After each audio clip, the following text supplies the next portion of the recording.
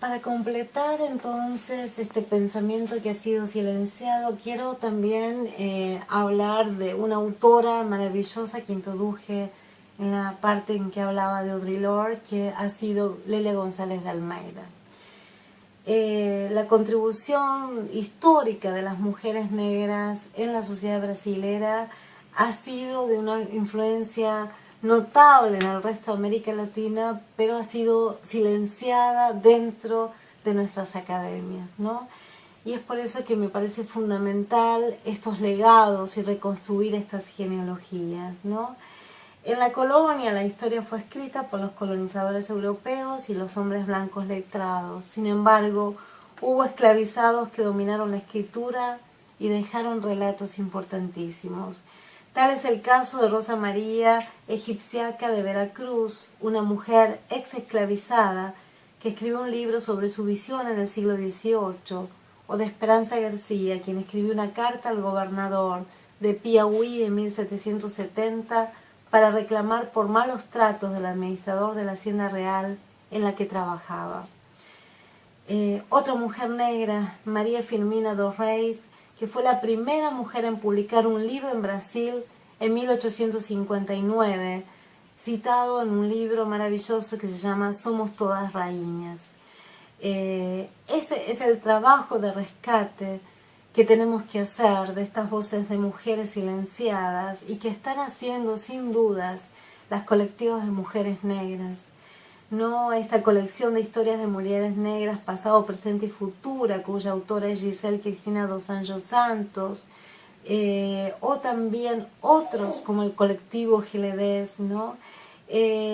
Allí me permitieron también acercarme a una tesis bellísima, que es la que escribió Elizabeth Di Espírito Santo Viana, que me encontré justo en la Universidad de Río de Janeiro en el año 2011, si mal no recuerdo, y que de esa tesis, que se llama Relaciones Raciales, Género y Movimientos Sociales, el pensamiento de Lélia González, dirigida por el colega profesor Flavio Gómez, que he podido leer sobre el pensamiento de esta gran lideresa destacada del movimiento negro de los años 70 en Brasil.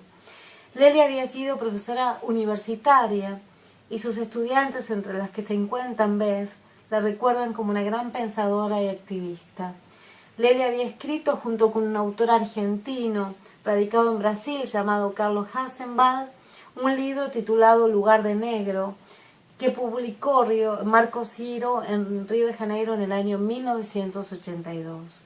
En una sociedad periférica del sistema capitalista, edificada sobre la democracia racial, ¿no? Ese discurso sustentado, tan cuestionado, ¿no? De Gilberto Freire, el lugar del negro, decían, era componer la gran masa marginal creciente. Para las mujeres negras, las madres pretas, las empleadas domésticas y las mulatas, ese lugar era, claro, mucho más frágil. El pensamiento de Lélia era radical y atravesaba por ese debate sobre la miscigenación y violencia sexual de la esclavitud, que va a ser recuperado por una gran afrofeminista brasilera, Sueli Carneiro, que tiene ese texto maravilloso que se llama Ennegrecer el feminismo. No dudó en criticar a la izquierda brasileña de los años 70 por reproducir la injusticia racial, ni tampoco el feminismo por no reconocer la opresión de las mujeres negras, ni el movimiento negro por reproducir la opresión sexista. Para contestar a un cientificismo académico se valió del psicoanálisis y de intelectuales negros como de Frantz Fanon. Las marcas de ese legado fanoniano en Lélia va a ser fundamental para interpretar esa categoría maravillosa que ella llama amefricanidad. Veamos algo muy particular de su historia de vida, porque quiero que conozcan profundamente cómo nace y en qué condiciones de crianza y sociabilidad puede desarrollar sus capacidades intelectuales activistas Lélia, ¿no? Lélia nace el 1 de febrero del año 1935 en Belo Horizonte, penúltima hija, número de los 17 hijos de padre negro y madre india, con oficios de ferroviario y de empleada doméstica. Lelia logra atravesar la barrera de color ingresando a la universidad y convirtiéndose en una profesora universitaria, había estudiado filosofía. Un hecho importante es el trabajo de su madre que había hecho para una familia italiana, como ama de leche de una niña que había quedado huérfana y que había nacido al mismo momento que Lelia en una casa vecina.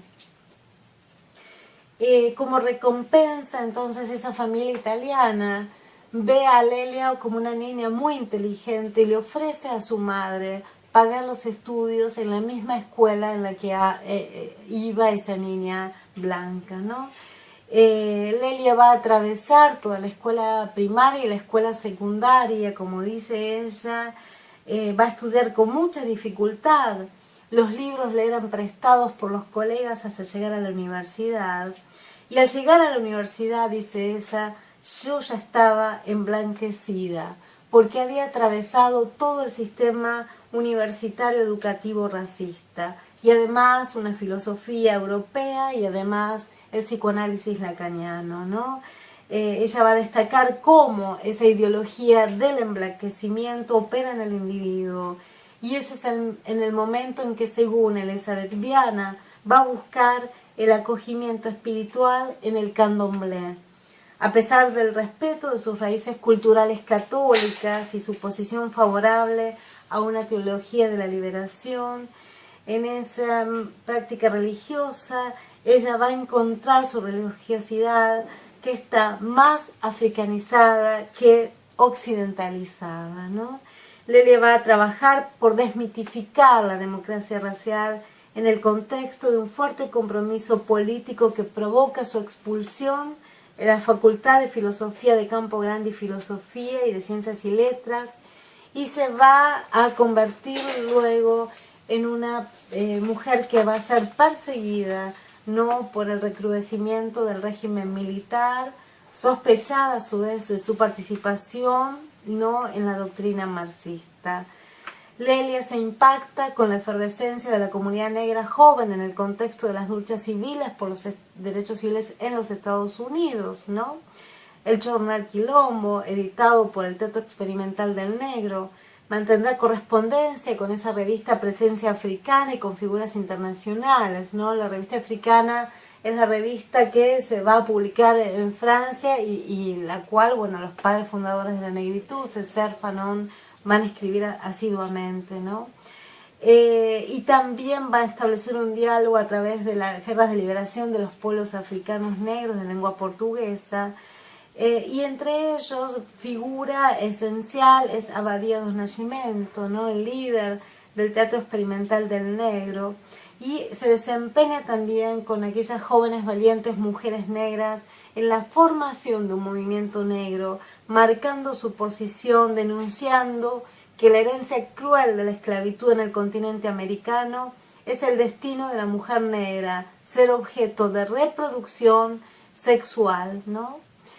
Esto es fundamental porque hace de Lelia una de las fundadoras, ¿no? De las precursoras de este movimiento autónomo del afrofeminismo, y que próximo a celebrarse allí por el año 1975, el Año Internacional de la Mujer, se desarrollan escritos sobre esta actuación política de las mujeres del movimiento negro, ¿no?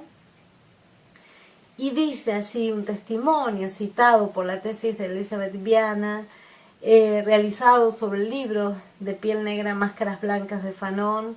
Era un momento en que estábamos tirando las máscaras blancas.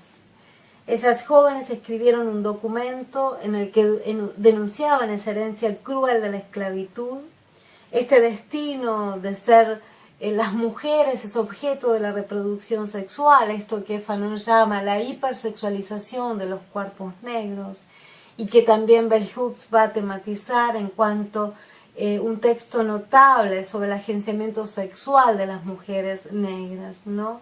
Y ese debate también sobre lo simbólico que se da en el colegio freudiano, que Lelia cofundó en el año 1975 y 76 en Río de Janeiro, va a ser clave para vivenciar sus experiencias religiosas dentro del candomblé, la dimensión de la ancestralidad, con la naturaleza, los animales y con la energía cósmica, ¿no? Esto me hace acordar muchísimo a todo lo que yo he investigado, el que también de algún modo está en la clase escrita, la primera que yo subimos en PDF, el arte de esa gran videoartista cubana que ha sido Ana Mendieta.